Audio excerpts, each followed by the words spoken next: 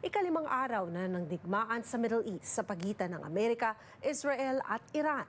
Patuloy ang mga missile strikes sa mga syudad ng Iran, Israel, Lebanon at sa mga US assets at embassy sa lugar. Kinamusta ng Omni News ang isang pamilya sa Metro Vancouver na nag-aalala para sa kanilang mga kaanak sa Middle East. Ang detalye sa report ni Teresa Barrera.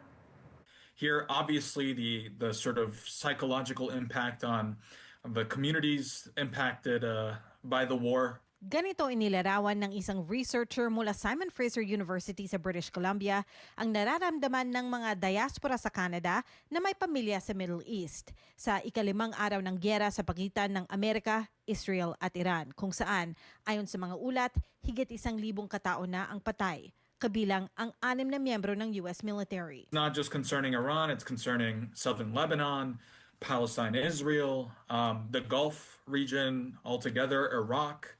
So it's a widespread conflict and it's impacting a lot of communities. Ibinahagi ng isang pamilya mula Metro Vancouver ang patuloy na pag-aalala sa mga kaanak na nasa Iran. Sinabi nga niya na yung magulo nga doon, sama-sama sila ng mga uncles doon sa bahay. Dinidescribe niya na yung mga bintana nila sa bahay basag-basag na dahil sa putukan. Nung weekend pa raw nila huling nakausap sa telepono ang kanilang mga mahal sa buhay. 5 araw na rin may internet blackout sa Iran. So we're waiting for them to get through to us somehow to let us know they're safe. But we are very concerned because, there's lots of bombs being dropped everywhere. So the side effects, buildings could get hit by accident. Hinihintay daw nilang matapos na ang gyera. So with Iran, sa kasalukuyan, ang kanilang religion at government ay nasa isang leadership, and that creates a lot of conflict.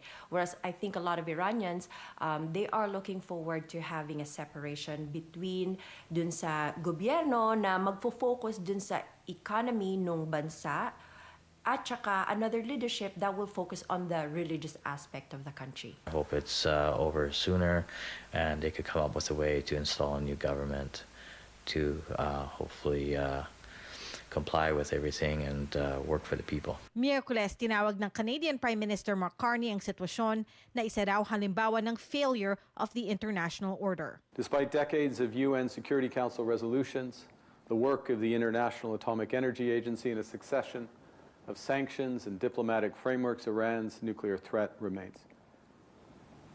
And now, the United States and Israel have acted without engaging the UN or consulting with allies, including Canada. Teresa Barrera, Omni News, Vancouver.